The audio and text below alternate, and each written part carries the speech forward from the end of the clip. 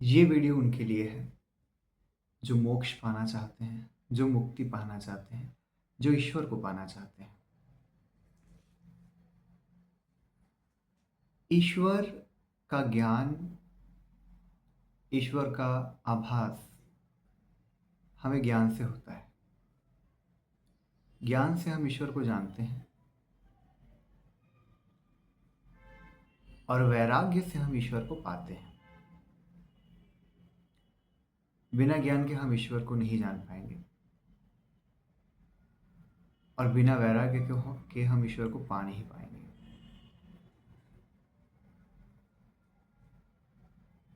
वैराग्य एक ऐसा शब्द है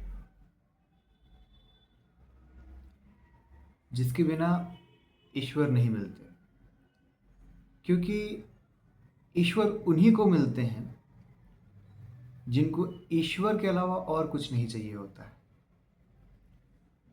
ईश्वर के अलावा अगर आपको कुछ चाहिए तो वो ईश्वर दे देते हैं, लेकिन अपना सानिध्य नहीं देते। हमारे सुख, वैभव, कीर्ति, ये सारे हमारे कर्म के फल के रूप में हमें मिलते हैं। हमारे जितने अच्छे पुण्य रहेंगे, हमारे सुख उतने अच्छे हमें मिलेंगे, सारे भोग मिलेंगे, पर ईश्वर नहीं मिलेंगे। ईश्वर मिलेंगे वैराग्य से। ईश्वर मिलेंगे जब हम मुक्त रहेंगे। ईश्वर तब मिलेंगे जब हम बंधेंगे नहीं। वैराग्य जब कोई कहता है तो लोगों को ये लगता है कि साधु महात्मा यही वैरागी होते हैं। यह पूर्ण सत्य नहीं है। वो वैरागी जरूर है, पर पूर्ण सत्य ये है कि जिस तरीके से एक इंसान अपना जीवन जीता है, उसे किसी भी चीज का मोह न हो, उसे किसी भी वस्तु बांध के ना रखे। कोई भी इंसान से वो बंधा ना हो, किसी भी धन, यश, कीर्ति, वैभव, व्यक्ति से बंधा ना हो, वही वैरागी है। जैसे बहुत सारे लोगों को आप जानते होंगे, उनमें से एक हमारे गुरुदेव प्रेमानंद जी महाराज हैं। आज उनके पास धन, वैभव, यश सब है, पर वो उससे बंधे हुए नहीं है। वो वैरागी है। आज उनको बोल दिया जाए कि छोड़ दीजिए सब, तो वो सब छोड़ देंगे। वैरागी वही है जिसके पास बहुत सारे ऐसे राजा हुए हैं, बहुत सारे ऐसे लोग हैं आज कलयुग में, अभी इसी वक्त आप ऐसे लोग को देखते भी होंगे। इनको आज के टर्म में अगर मैं बोलूं तो इनको कहा जाता है बेफिक्र।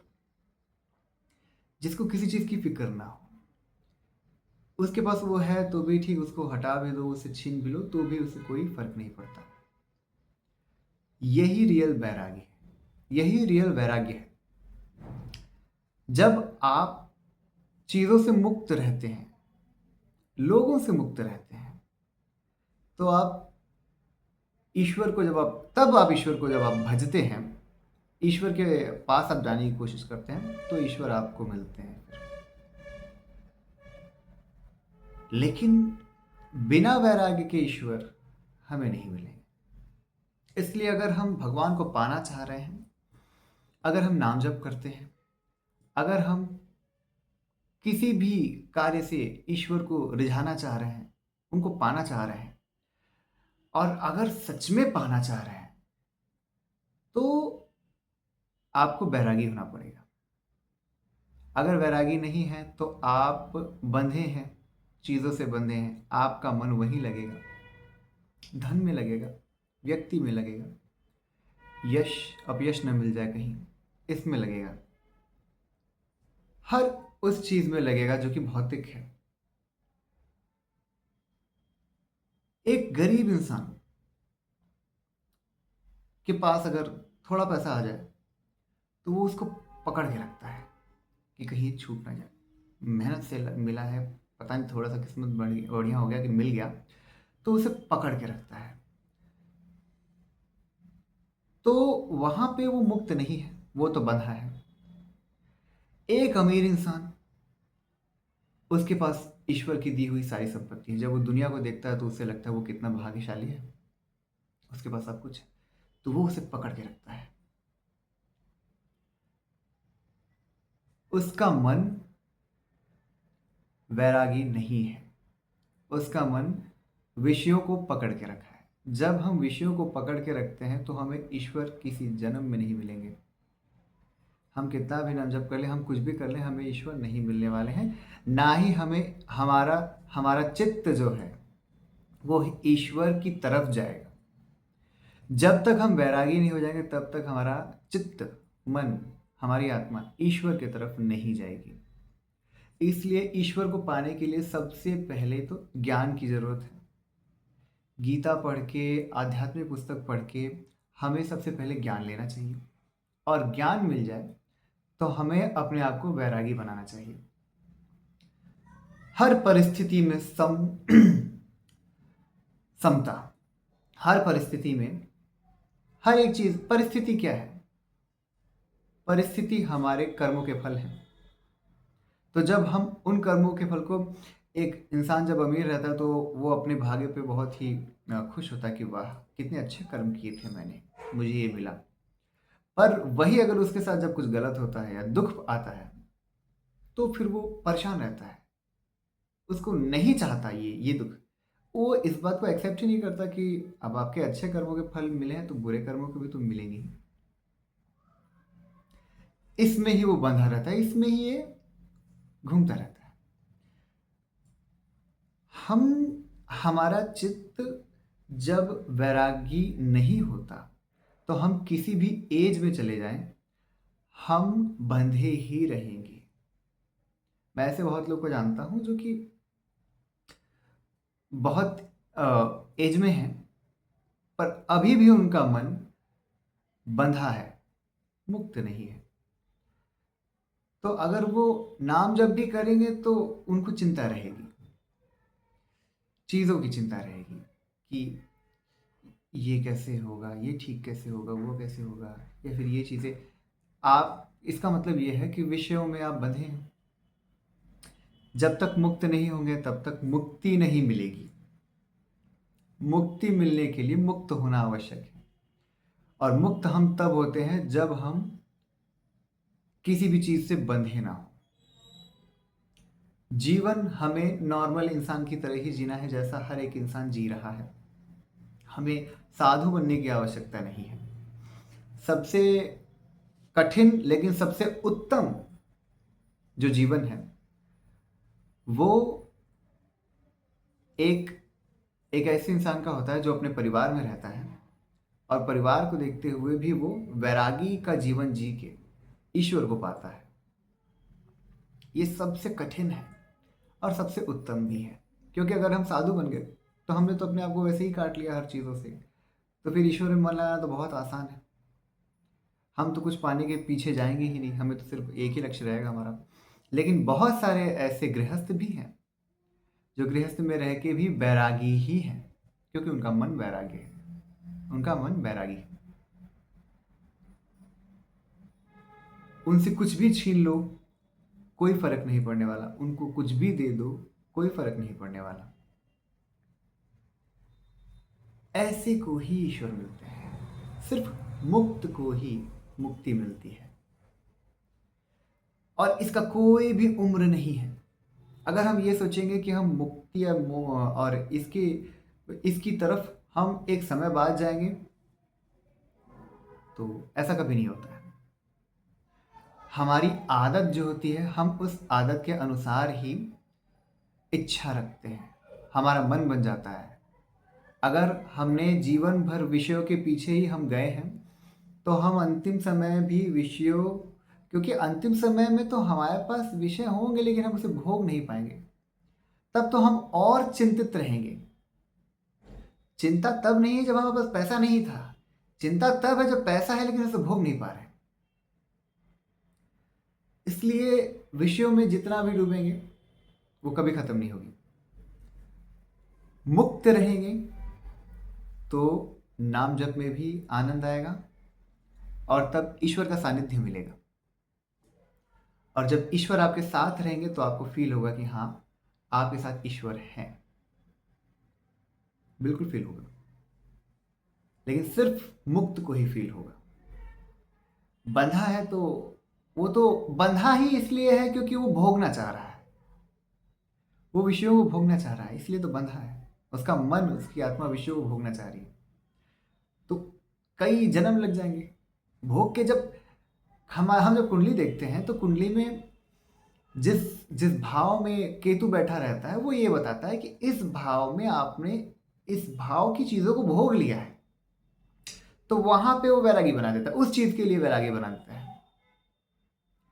तो उसी तरह से जब हम चीजों को भोग लेते हैं तब ही हम वैरागी बनते हैं। तो अगर हम विषयों के पीछे जा रहे हैं तो इसका मतलब ये है कि हमारी आत्मा विषयों को चाह रही है और भोगी नहीं है और भोगना चाहती है।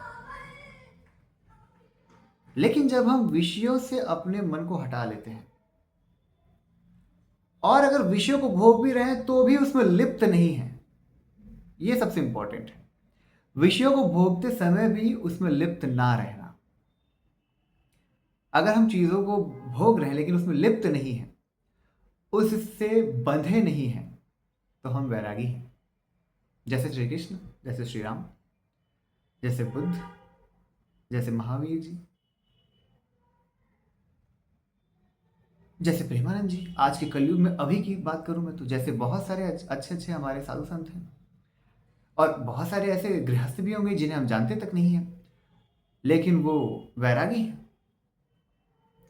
कोई भी ऐसा इंसान आपको जो दिखे, या हो सकता है आप ही हो, जिसके पास चीजें हों तो भी ठीक, ना हो तो भी ठीक, हो तो भी ठीक, बहुत मेहनत करके पा लिया और छीन लिया भी गया तो भी उसे कोई दिक्कत नहीं है, तो इसका मतलब वो इंसान मुक्त है। और जब वो ईश्वर को पाना चाहेगा, जब वो ईश्वर का नाम जपेगा, जब वो ईश्वर की तरफ जाएगा, तो उसे ईश्वर मिलेंगे, क्योंकि वो मुक्त है। हमारे हिंदू धर्म में धर्म, अर्थ, काम, मोक्ष, मोक्ष को लास्ट में रखा गया है, क्योंकि धर्म, अर्थ और काम करके जब आदमी अपने भोग लेता है सारी चीज़ों को, तो फिर उसके बाद वो मोक्ष उसकी तरफ जाता है, मोक्ष की तरफ। तो जब हम इस ज्ञान को समझते हैं कि मोक्ष के लिए मुक्त होना जरूरी है, जो इंसान ये सोचता है कि हम अच्छे कर्म कर रहे हैं, हम जब पुण्य कर रहे हैं, वो ये नहीं समझ रहा है कि हम तो पुण्य के फल के लिए भी बांध रहे हैं खुद को। वहां पे अगर हमने पुण्य काम किए हैं, ऑब्वियसली हम पुण्य करना चाहते हैं। जो भी पथिक है वो पुण्य ही करना चाहता है, पाप तो नहीं करना चाहता है। लेकिन पुण्य के तो फल मिलेंगे, और जब फल मिलेंगे तो उसको भोगना पड़ेगा। भगवान नहीं मिलेंगे पुण्य करके, भगवान तब मिलेंगे, मोक्ष तब मिलेंगे। गीता ये कहती है कि जब हम हर एक कार्य को ईश्वर को दे दे, तब हमारा खाता बंद हो जाता है। हर एक कार्य को जब हम ईश्वर को दे दें तो हमारा पिछला बैंक बैलेंस खत्म हो जाता है नाम जप के करके, और हमारा खाता खत्म हो जाता है। फिर उसके बाद ईश्वर ही हमें देखते हैं, हमारी डोर ईश्वर के हाथ में रहती है। लेकिन जब हम कोई भी कर्म करते हैं, अगर हम पाप करेंगे तो उसका पुण्य, अगर हम पाप करेंगे तो उसका फल मिलेगा, और अगर हम पुण्य करेंगे तो उसका भी अच्छा फल मिलेगा। लेकिन अगर हम भगवान को हर कार्य सौंप दें, या फिर जीवन को सम दृष्टि से सिर्फ एक दृष्टा होके जिए और हर परिस्थिति में सम रहें, क्योंकि हमारे ही तो कर्म के फल हैं, ये सोच के अगर हम सम रहें तो हम वैरागी होते हैं और हम मुक्त होते हैं। और मुक्त होते हैं तो हमें मुक्ति आसानी से मिलती है। इसलिए जीवन को आप कैसे भी जी रहे हैं, कहीं भी जी रहे हैं, आपके पास कम धन है, ज्यादा धन है, कम संपत्ति है, ज्यादा संपत्ति है, कोई फर्क नहीं पड़ना चाहिए। है नहीं है, कोई फर्क नहीं पड़ना चाहिए। छिन भी गया तो भी कोई फर्क नहीं पड़ना चाहिए। क्यों? क्योंकि हमें बंधना नहीं है।